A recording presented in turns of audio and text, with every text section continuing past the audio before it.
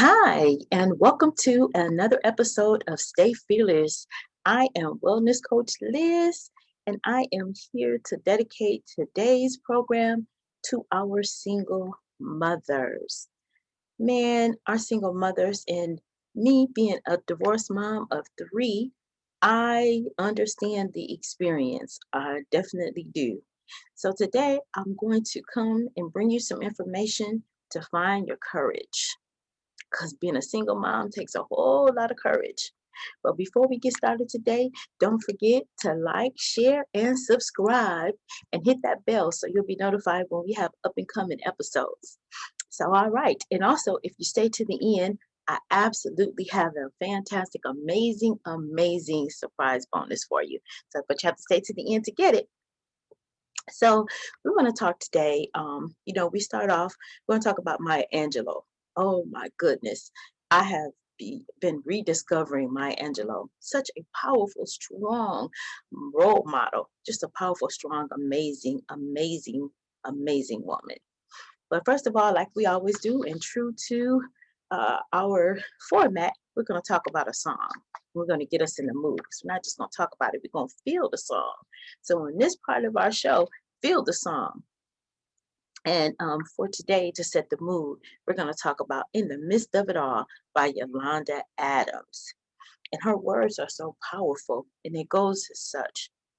I've come through many hard trials, through temptations on every hand, through the pain and all of my sorrows, through the tears and all of my fears. The Lord was there to keep me, for he has kept me in the midst of it all. If you're a single mom, you know exactly what I'm talking about, or what Yolanda's talking about when she say, for he has kept me in the midst of it all. See, going through being a single mom, there are so many challenges that we face. In me being a single mom, what I had to face was, I was determined, even though I was divorced and didn't get it right the first time, and then, made the mistake of trying to date my son a dad. Again, another mistake that we make as single parents or single moms. So, yeah, that didn't work either. So I became a divorced mom twice over, right? And through that experience, though, I made it up in my mind, and I made a pledge to myself and to God saying that, these children didn't ask to come here or be here. They are my gifts from you. So I'm going to do everything that I can to make sure that they have a launching pad for launching to their life, a good, stable, sturdy launching pad. So I put my head down, put my cap on, and I went to work. Through different jobs. When I first started out in the real estate industry, man, oh man, I got my butt kicked and handed back to me. But I thought about it. I said, you know what? Go out here and make this commission, or your children don't eat. So I got out there, and I'm by nature an introvert. But guess what? Real estate will make or break you. And you better come out of that introvertedness if you're going to close some deals. And I ended up doing very well in real estate. But, I do know how important it is to have a stable income when you're raising children. And like I said, in my case, I have twins. So one was going this way, the other going this way, and then I had a 7-year-old in tow. And man, oh man, what an experience that was. And, I still hear some stories about it now, because what happens is when you're a single mom and if the dad or the father is not involved, you end up, you know, um, providing or going out to provide. But what I did, I um kept it in the back of my mind that if something was to happen to me, how would they survive? What would their experience then be?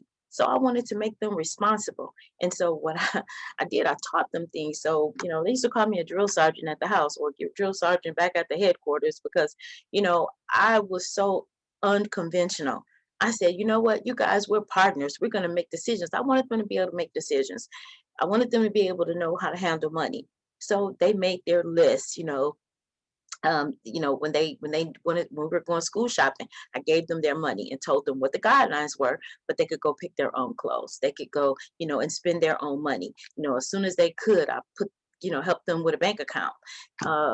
it was, it's just so many things that I did to prepare them to be successful as they launched into their, I mean, they like, we were all like little partners, and it was really good. They didn't get allowances, they got paychecks, but one of the things that, kind of saddens my heart is that my daughter told me the other day that she really, really wished I could have been around more, meaning that, I empowered them to make their beds. They had to, they stepped on little milk crates and they made their bed when they were little, but she did thank me for empowering them to be independent now. And so the skills that I taught them, they're able to use those now in their adult life. And I love to watch them manage and navigate through it because they do a very good job. But one thing that I did want to talk to my single mothers about was empowering yourselves financially. And in a lot of our episodes or a lot of our shows, we talk about the Fortress Network. And I want to talk about the Fortress Network just a little bit today because this is a perfect marriage of a social media network and an e-commerce network coming together. And the reason why I love the Fortress Network so much is that, you know, it's something that you can do in the background of your life. So it doesn't take you away from everything that you're doing.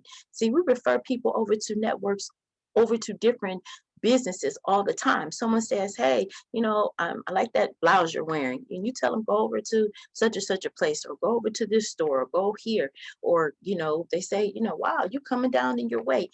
Well, I've been exercising at this fitness center or this fitness center. But when you refer people over to those fitness centers or to the stores or to the malls or to a gas station or wherever your favorite place is, they don't give you a reward for it. So all I'm saying is for my single moms, and we have a heart for single moms over here at Fortress, the thing that I say to you is that just take a look around and just see it's a $10 membership. But there's so many benefits packed behind it. And you also get a black card. I love my black card because your referral dollars are placed on your black card each and every month. And the reason that I say referral dollars, because when you send someone over to a store, you're actually marketing for that store. Would you agree? Well, when you're marketing for that store, but they never say thank you. So you're actually working for the store, if you will. Okay. Well, with Fortress, when you send someone over and they become a member, and I don't see any reason why they wouldn't because of all the benefits. First of all, they also have opportunity to receive referral dollars, and that's month after month residual. The second thing is not only do they get to receive the referral dollars, but you and the person that you refer over, they receive a discount. So whenever they purchase anything on the Fortress site, my lighting for my set, I got that from the Fortress Network, and I paid substantially reduced costs because I'm a member. So all the things that we're shopping for, Fortress puts money back into your pocket. If you want to study, we have a Fortress University that you can study at. And yes, all for the same $10 membership. Now, if you were to take that same $120, because it's $10 a month for your membership, put that in the bank, you would never get the referral dollars that we get from being a Fortress member and referring members over or taking advantage of any of the other benefits. There is no buying, no selling, any of that. But I just deviated a little bit because when I talk about single parenting, man, I just think about that. I wish I had had a Fortress around at the time when I was raising my children, because that would have been working along the backgrounds and eventually it would have replaced my income. See, working as a real estate agent, that's, my children call it iffy money, because if a deal closed, you get paid. If a deal doesn't, you didn't put all that time invested in it, gas and everything else, and you don't get paid for it. I'm just giving you an example of something that's actually stable income that is residual monies, and you can keep, growing that while you're doing what you're doing, and it doesn't stop you. And then guess what?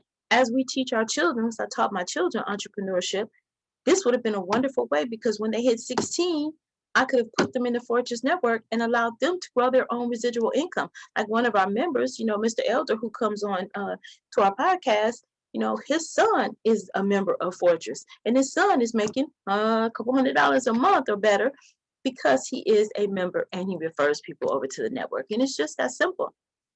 So, one of the things that I wanted to talk about was how words have power. And starting from when my children were little, I never let people talk to them in any type of a negative fashion. It always had to be positive. Like I talked about, I got backlash from my family about it, but I wouldn't let them talk, because I wouldn't let them say anything negative about my children. Yeah, it was had to be something positive or don't say anything. And I completely stood by that. So words having power. I think about how my mother, um, you know, she used to tell me that she saw me or that I should be a nurse or in the medical field. And I used to say, no, no, no, no, bodily fluids, that's not for me. That's not for me, right? But she was right. I am a naturopathic wellness coach and I love it, but it has nothing to do with the bodily fluids per se. It's all about wellness. My dad, and again, she spoke that over me, right? My dad, he said that I should be a writer or a reporter. He said, because I love to tell stories. And I did. I used to tell stories all the time. I used to make up things and people loved my stories. And guess what? He was right. I'm a writer to be published in 2021. It's Smoothie Time is coming soon. And I'm also the founder and host of the Oasis Wellness podcast.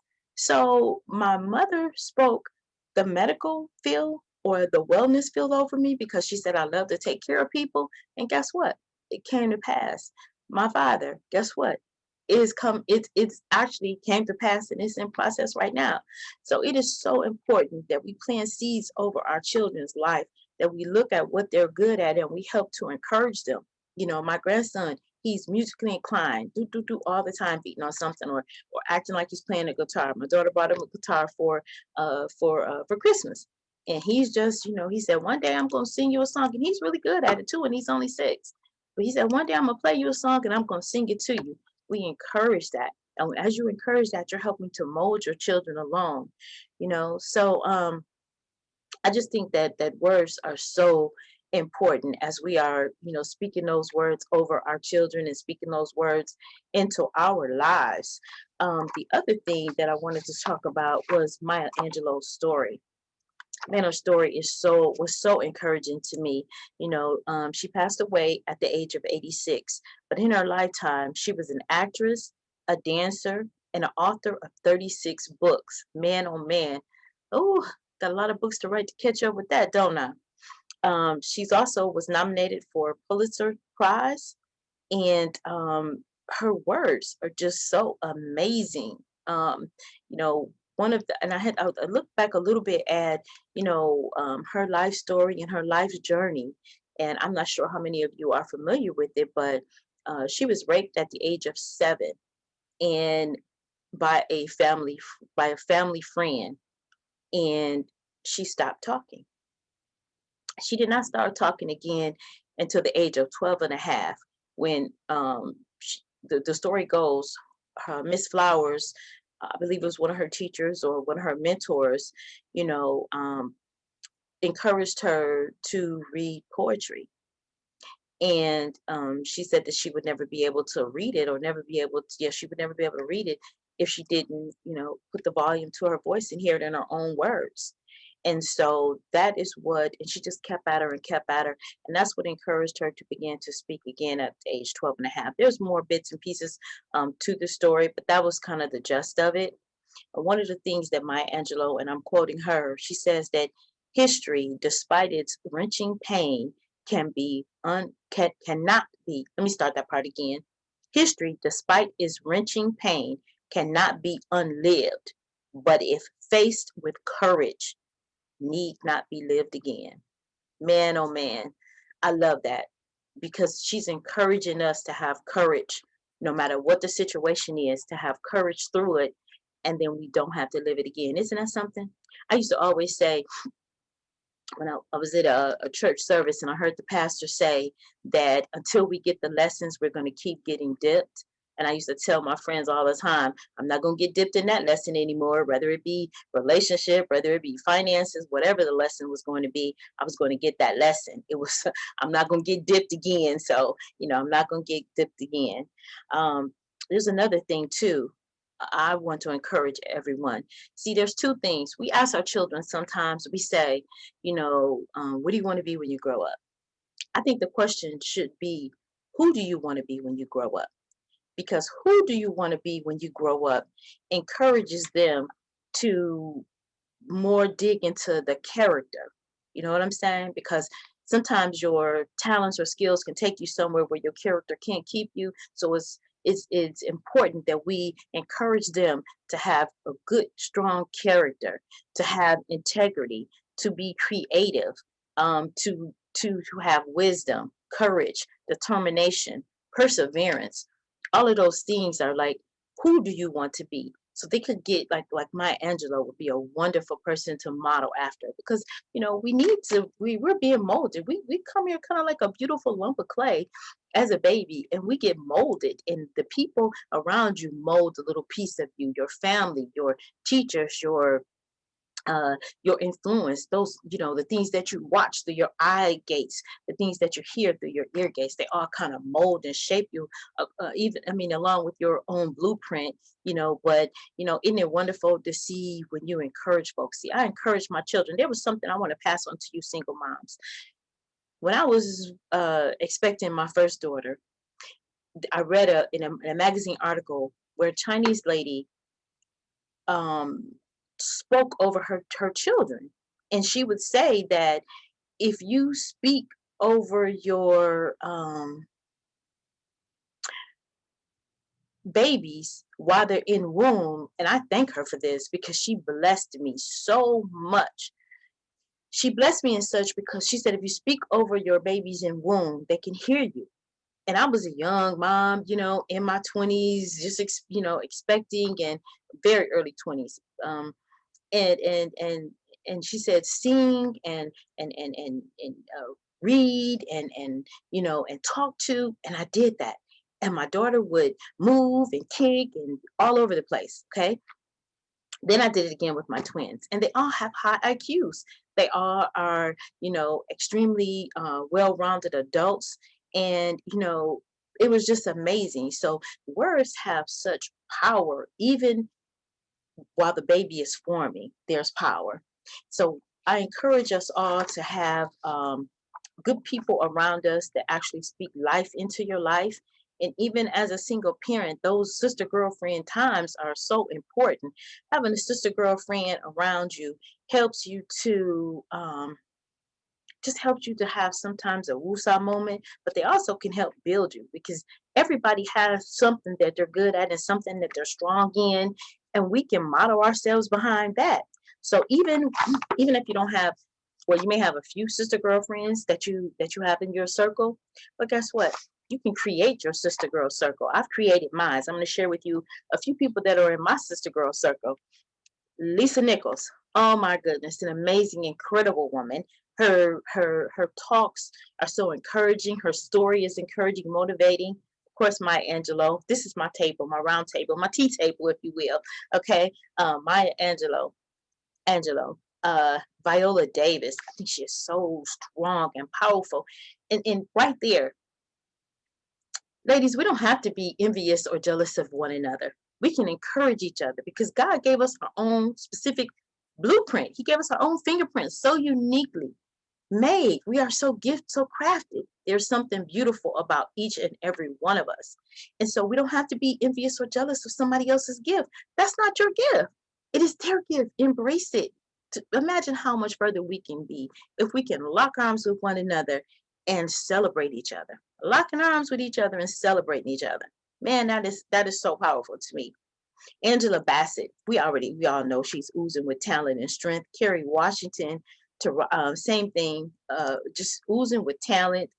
She also is the ambassador, no, not ambassador, but she is the advocate for domestic violence through the Purple Purse, and I'm not sure which insurance company it's connected with, but Kerry Washington. Taraji P. Henson, she is, an incredible actress, as well as Kerry Washington, Angela Bassett, the ones that I'm going to name.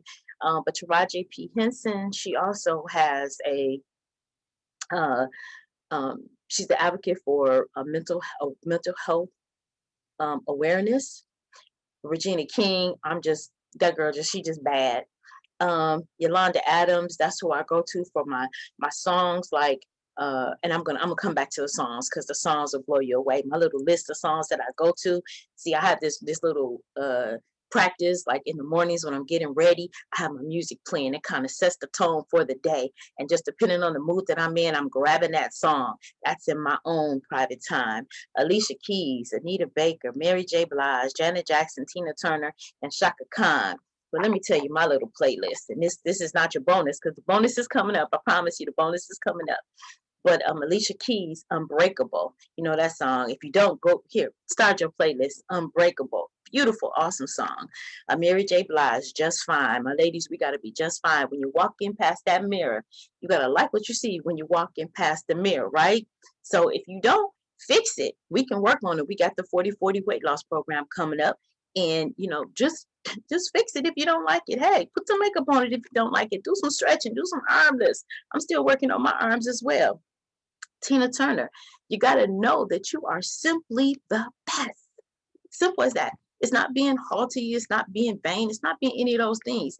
It's just being confident that you are simply the best because God made you and you are simply the best. Anita Baker, we got to get some sultry Anita Baker in there, giving you the best that I've got. Ladies, don't we do that all the time? Absolutely. Yolanda Adams, I'm going to be ready. We have to be ye ready at all times for everything. So be ye ready. Janet Jackson, all for you. Come on, I can hear it in my head now. I can hear it going in my head, all for you. And Shaka Khan, guess what? You already know that, right?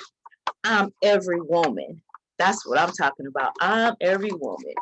Well, my sisters, I love spending time with you. I love bringing you information and resources that's going to help us to be better together, better collectively, better individually, just better, because we can do so much better. Yes, we can, and we will, because we're going to lock arms. In this Oasis Wellness community, nothing but love. Love, encouragement, inspiration, and wellness. And we can do it. We will do it. We are doing it. All right, so for your bonus,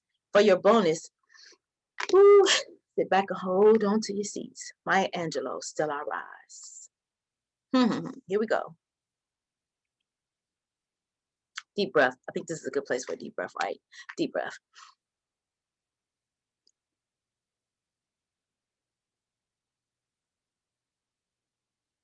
Just need to bring things down a little bit. Does my sexiness upset you?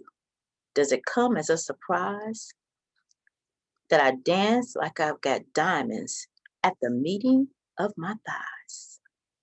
You may write me down in history with your bitter, twisted lies.